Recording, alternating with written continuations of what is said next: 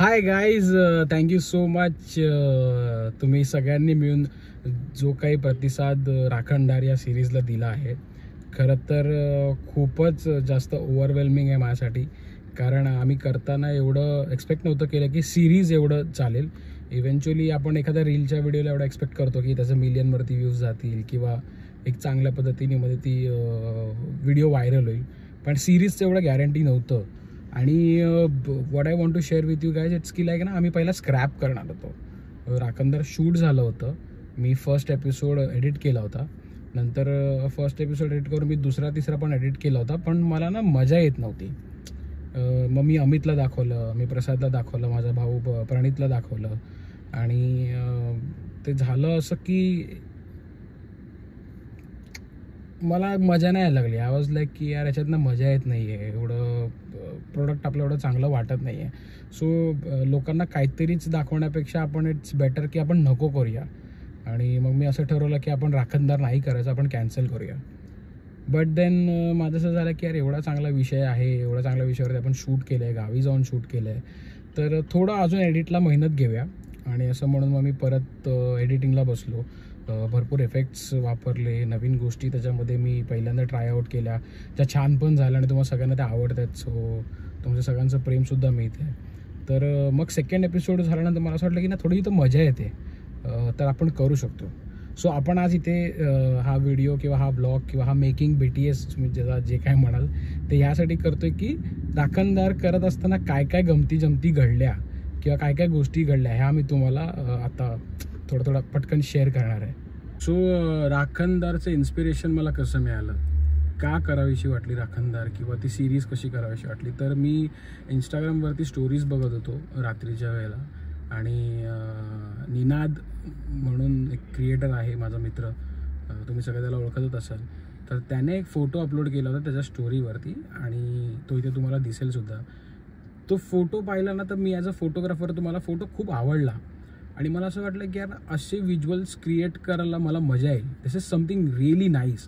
आणि म्हणून मग म्हटलं की चल आपल्याकडे गावी आहोत, अंधार आहे आता, घरात 2-4 बॅटरीज पण असतील, तर लेट्स डू इट असं म्हणून पहिला एपिसोडचा फक्त फर्स्ट हाफ आम्ही शूट केला, आणि it was completely improvised. By the way, राखणदार अजिबात अगोदर लिहिली नव्हती, ती कम्प्लिटली आणि फक्त इम्प्रोवाइज्ड सिरीज आहे.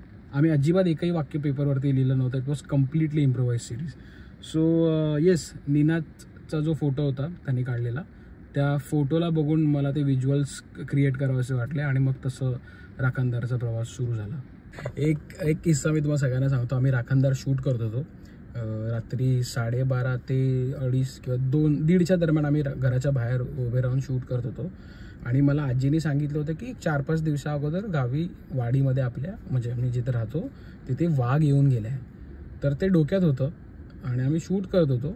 तर थोडंसं मी आणि माझा भाऊ पुढे चालत असं डिस्कस करत पुढे गेलो, आणि असं एक फील झाला की आम्ही वाघाची जी डरकाळी असते त्याचं जे वाघ रोर करतो तो आवाज ऐकला. तर मला असं वाटलं पहिलं का मी एकट्यानेच ऐकलं आहे, माझ्यासोबत माझा जो भाऊ होता त्याने नाही ऐकलं. आणि मग तो मला थोड्या वेळात बोला की मी काहीतरी ऐकलं आहे, तू पण ऐकलंस का? तर आमची ॲक्च्युली खूप जास्त फाटली की अरे आता काय करायचं, कारण सगळे लहान भावंडं वगैरे सोबत होते. सो मी म्हटलं सगळ्यांना की आता आपण नको करूया, कोणाला सांगितलं नाही की आम्ही काय ऐकलं किंवा कसं वाटलं आम्हाला. आणि वी इव्हेंच्युअली स्टॉप्ड शूटिंग. मी माझ्या ब्रॉडकास्टवरती पण लगेच लोकांना अपडेट केलं, तर आम्ही शूट करतोय पण इथे असं वाघाचं काहीतरी ऐकायला आलं. आणि येस, नंतर आम्हाला सकाळी उठल्यावर आता माहीत पडलं की येस, वाडीत जिथे आम्ही उभे होतो तिथे थोडंसं लांब अंतरावरती वाघ रात्री पाणी प्यायला येतो, कारण पाऊस आणि तिथून बरेचसे झरे नदी वगैरे वाहतात, तर तिथे रात्रीचा वाघ पाणी प्यायला होतो. तर हा एक किस्सा खूप गमतीदार होता. मला राखणदार यासाठी करावीशी वाटली कारण मी गावी जेव्हा जातो, माझं कोकणामध्ये राजापूर गाव आहे, राजापूरमध्ये कोंडी हे माझं मूळ गाव आहे. सो तिकडे फिरत असताना बऱ्याच वेळा असं होतं की आपण पर्यटक म्हणून कधी दुसऱ्या शहरांमध्ये, दुसऱ्या राज्यांमध्ये सुद्धा जातो. तर मग तेव्हा असं होतं की अरे आपण ना इतर राज्यात जाऊन घाण करत नाही, आपण थोडेसे सोफिस्टिकेटेड असल्यासारखे वागतो. तर मला असं झालं की आपण आपल्या गावात असं का नाही वागत. आपण दुसऱ्याकडे जाताना असं करतो, पण आपल्याकडे का नाही करत? तर मला असं झालं की स्वच्छता आणि हे पर्यटन स्थळ आहे, तर ह्याला स्वच्छ ठेवण्याचं काम आपलं आहे, बाकी दुसरं कोणाचं नाही, दुसरं कोणी करणार पण नाही. So we should take initiative आणि वी शूड डू दॅट. मग मला नेहमी आजी लहानपणी राखणदाराच्या गोष्टी सांगत असताना सांगायचे की राखणदार प्रोटेक्ट अस. सो मग ते इम्प्रोवाईज करत आम्ही गेलो आणि मग तो संबंध तसा लावला. अजून ज्यांनी पाहिलं नसेल त्यांनी जाऊन बघा, इंस्टाग्रामवरती आहे माझ्या.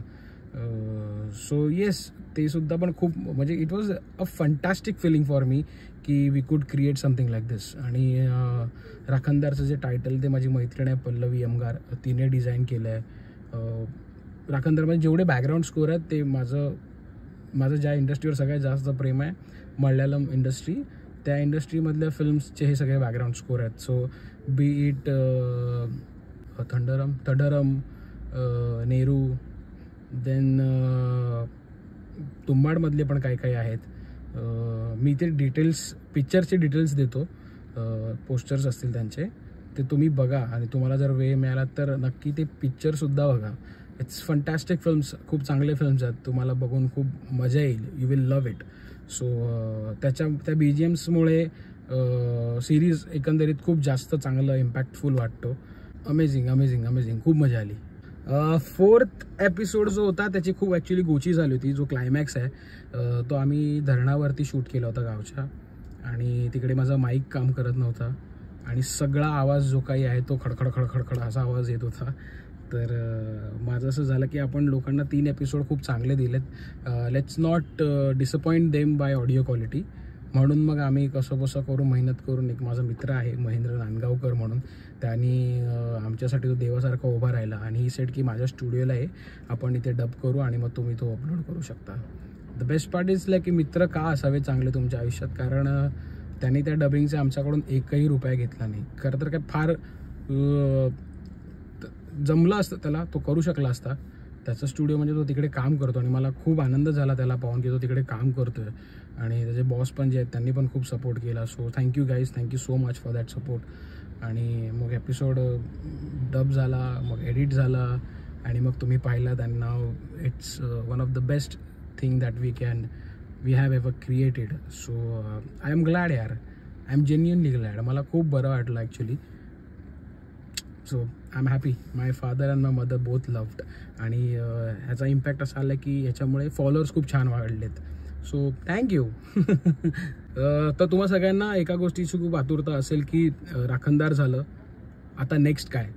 तर yes, I am writing something new which is way more bigger, way more huge, and कसं सांगू की खूप टास्किंग असणार आहे नवीन सिरीज. कारण it is something for the first time I am doing तो जॉनर किंवा तसंच type of story telling. So I would love to go beyond the boundaries आणि ते करायला हवं आणि तुम्हा सगळ्यांना ते बघायला मिळावं आणि तुम्हाला त्याचा आनंद घेता यावा, हीच माझी विश आहे.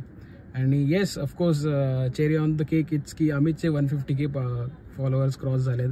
So I am genuinely over the top, कारण तुम्ही सगळे त्यालासुद्धा प्रेम करत आहात. So thank you so much. Keep loving him as well. आणि लवकरच आम्ही दोघं पण एकत्र तुम्हाला एका सिरीजमध्ये काम करताना दिसू. So thank you guys, love you. जर तुम्ही सबस्क्राईब केलं नसेल तर प्लीज चॅनलला सबस्क्राईब करा, कारण यूट्यूब सिरीजसुद्धा करायच्या प्लॅन्स आहेत, बट बेबी स्टेप्स, हळूहळू एक करून मी प्रयत्न करेन. God bless you, take care. चांगलं वाचत राहा, चांगलं बघत राहा.